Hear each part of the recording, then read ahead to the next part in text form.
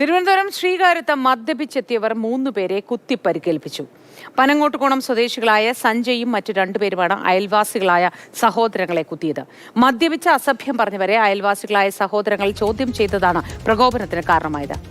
രാഹുൽ ജിനാഥ് ചേരുന്നു വിവരങ്ങളുമായി. രാഹുൽ, ഇവർക്ക് എന്ത് കാരണം പറഞ്ഞതാണ് പ്രകോപനപരമായത്? എന്തായിരുന്നു സംഭവം? വിശദവിവരങ്ങൾ എന്തൊക്കെ?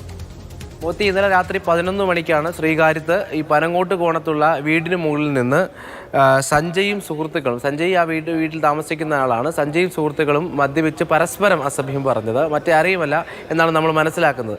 അപ്പോൾ ഇത് ഇപ്പോൾ ഈ ഇത്തരത്തിൽ ഉറക്കെ അസഭ്യം പറയുന്നത് മറ്റു വീട്ടുകാർക്ക് ശല്യമുണ്ടാകുന്നു. അങ്ങനെയാണ് തൊട്ട് അയൽവാസികളായ സഹോദരങ്ങൾ രാജേഷ്, രതീഷ്, രഞ്ജിത്ത്, ഇവർ പനങ്കോട്ട് കോണം സ്വദേശികളാണ്, അയൽവാസികളാണ്. ഇവർ ഇത് ചോദ്യം ചെയ്താണ് പ്രകോപനമായത്. ആ ഘട്ടത്തിൽ തന്നെ ഈ സഞ്ജയും സുഹൃത്തുക്കളും കത്തി ഉപയോഗിച്ച് ഇവരെ കുത്തുകയായിരുന്നു. 3 പേർക്കും കുത്തേറ്റു. അതിൽ രതീഷ് എന്നയാൾക്ക് മുതുകത്ത് കുത്തേറ്റത് അല്പം ഗുരുതരമായ പരിക്കാണ്. നിലവിൽ മെഡിക്കൽ കോളേജ് ആശുപത്രിയിൽ ചികിത്സയിലാണ്. മറ്റ് 2 പേരുടെയും പരിക്ക് അത്ര ഗുരുതരമല്ല. എന്തായാലും ശ്രീകാര്യം പോലീസ് നിലവിൽ കേസെടുത്ത് അന്വേഷണം ആരംഭിച്ചിട്ടുണ്ട്. രഞ്ജിത്തിന്റെ കൂടെ ആരൊക്കെയാണ് ഉണ്ടായിരുന്നത്, മറ്റ് പ്രകോപനങ്ങൾ, മറ്റു കാരണങ്ങളുണ്ടോ എന്ന് അന്വേഷിക്കുകയാണ്. മോത്തി.